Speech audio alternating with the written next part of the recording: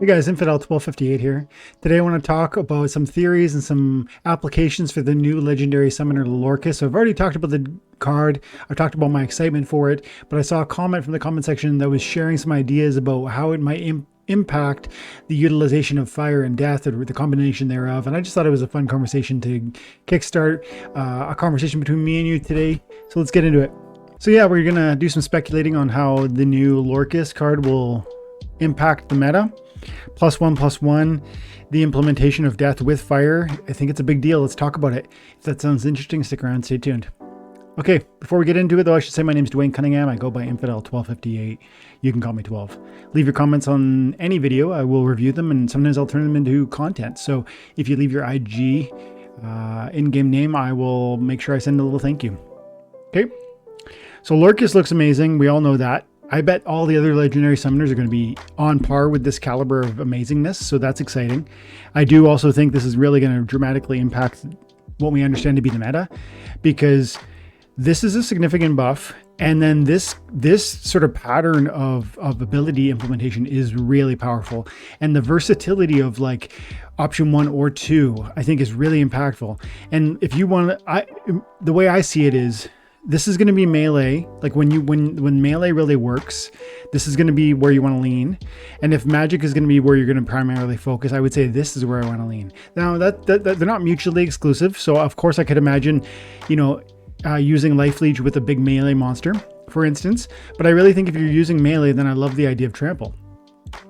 And I really imagine that, Life Leech is good with anybody. But I generally speaking say, if this is more melee, then I would say that this is more of the plan B, let's say. And so we have a comment from the comment section where Brian Honeycutt dropped, and he goes, one fun idea with respect to detailed look at Lorkus. He said, one fun idea would be to use Riff Wing, who is a non-attacking monster on the Death Splinter with 4 mana. We'll look at it in a moment. From the death, along with Skok Duskblight, which is a soulbound legendary card that weapons trains magic damage, and he says to add magic damage via weapon training, and the Minotaur weapons training guy from the red to add melee. Now Lorkus can give you +1 to melee and to magic while adding Life Leech and Affliction to a card that already has Scavenge. Wow. So I want to do a bit of a deep dive showing some of those cards that he's referencing, because I think he's onto something that's really powerful. And then I just want to kind of carry that ball a little bit further and just talk a little bit about that. Oh, you know what? Let's answer this quick question around retaliation. He says, I wonder if retaliate gets Life Leech as well. It does. So remember that we only retaliate when we are struck with melee. So retaliating monsters have a chance to proc the retaliate ability 50% of the time, and it only procs on response to melee damage. It won't proc in response to archery or to magic. But yes, if you proc a retaliate, and if that retaliate lands, and if you do hit point damage, it has to be hit point damage, not armor damage, then you will steal life using Life Leech. So I think he's right. This will get huge. Let's go deeper into this. Riff Wing he talks about. Riff Wing here, big monster, a lot of hit points. Scavenge by itself, all remember, and you could theoretically put, he said, 2 different melee attacks on that, or sorry, 2 different damage attacks on that, plus lifesteal. He's right, that could get really crazy. Not to mention, if you're talking 10, 12 hit points and it's stealing life, 1 or 2, 3 hit points, per turn, and maybe the right sort of supporting cast, whether it's tank heal or triage, you can imagine that being so powerful, and for 4 mana. This is the Riff Wing, really great card in just by itself. And then he talked about Skok Duskblight, which is a soulbound, a legendary weapon training. And this is only a level 3. Level 4 gives you 1 more damage. So 1 more damage would translate to more weapons training transfer onto the Riff Wing. I think that's a great start. And then he mentioned Phyrexia Hero, which is the red melee training weapon trainer.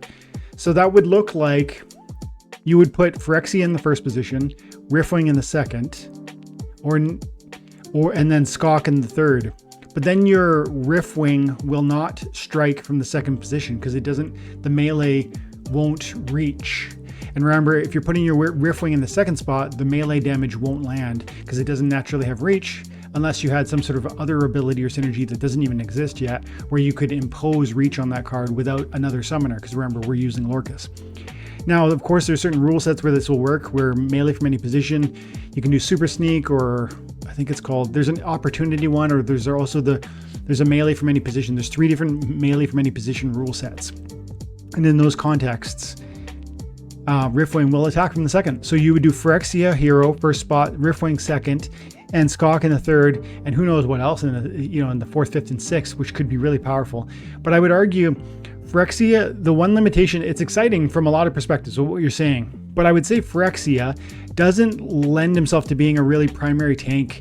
Doesn't have shield, doesn't have dodge, doesn't have phase, doesn't have heal, repair, doesn't even have a huge amount of hit points. Now, it's not small, but with no void and with no shield, this gets eaten real quick. You could imagine 2 damages, 5 damage per shot is not entirely unheard of anymore, especially even magic 4 or 5 damage is not unheard of, deleted in 2 shots. So while I like what you're thinking, I think I like it much more in certain rule sets where you could bury it in the 4th, 5th, 6th spot. And then I'm really starting to like it. And so interesting, exciting, really practically leaning into what Lorkus is offering, in my opinion, with the Life Leech kit and the double buff. I think you're right. You're onto something. I would argue that there's going to be more weapon trained monsters that are going to come, and I would argue that you're going to see more non-attacking monsters that really lean into that sort of option. And I say that because both we're going to see new promo cards that are going to come. We're going to see a new set that's going to eventually come. We're also going to see new soulbound reward cards within the next couple months. I think I'm saying 8 to 12 weeks. I'm expecting us to see new soulbound reward cards, and so I expect there to be a ton of new synergies that are going to think through and lean into what you're already pointing to, and maybe in a better way. Not saying what you suggested is bad. I love the double implementation on the Riff Wing, and I think you'd be on to something big time there. I just think from a positioning standpoint and the vulnerabilities around Phyrexia, that would be your limitation. Now, to me, what I see is as like a main sort of approach to the implementation of that card will be something more like, and Skok probably is a part of it, especially if you have a max level Skok, to give it the 3 magic damage, because that's the only weapon training available for the magic on the death or the fire team. And I like the Phyrexia, but again, the vulnerabilities I said there. So then I start thinking, really, what are different ways to imagine it? Well, for one thing, Soriel the Bale man with the double strike. Anything where you're gonna get the double strike opportunities, of course. And it's something similar to what you're saying, but picture Soriel Bale with Life Leech, and he's doing 2 magic damage. He's doing 3 magic damage per shot at the highest levels. I only have a level 3. Level 3, max level would be 1 more damage, and then your summoner would give 1 more. So now we're up to 4 theoretically, and then you're doing double strike on that. That's pretty wild. And yes, you're a little bit weak, but if you throw a Life Leech on there, we're talking. We're getting pretty interesting, aren't we? Real quick, because 4 damage done would return 2 hit points to you, because it's 4 rounding down becomes 3. Is this right? I think 4 damage done gives you 2 hit points back. I could be mistaken about that.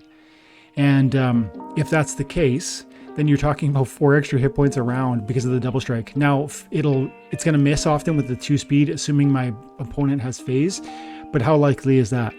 I like this card a lot. I think this is going to really benefit, and not everybody's going to have a max level Soriel, but if you do, enjoy. Anything that already intrinsically has Life Leech would be a thing that I'd be interested in. But one of the things I think about when I start to imagine Life Leech is that the counter will be Dispel, because Dispel will erase any of your gains. If you go Bloodlusting with Uset and you hit it, if somebody hits me with a Dispel, I lose all my gains. The same will be true with the Life Leech life that you've stolen through Lorkus's ability being transferred.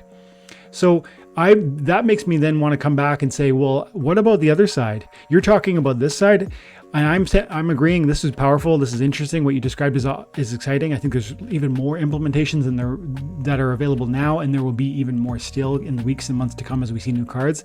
But let's just spend the next 2-3 minutes talking more about that. I talked about it briefly in the video that you commented on, but I want to accentuate it here. This, to me, Trample only works with melee. It doesn't work with magic damage or with archery. But, you know, with all the opportunity monsters that are available within the context of fire, death, and neutral, it is significant, man. There's a significant number of opportunity monsters. These are from all of the different sets. And so even if I want to click on modern, just to restrict that for some of you guys, look at this. Very easy to build an extremely strong team, even with just these three, by the way. Torch, Vizier, Opportunity, and Reflection Shield. I like that. You can imagine Life Leech on that thing. But more importantly, imagine Trample on that. So you got Trample, you got Trample, you got Trample. And now they're a bit, the two maybe of Mortius is perhaps too slow. But if you can put Trample on this thing with the Opportunity, you need to remember that Opportunity will proc Trample, assuming it lands a kill.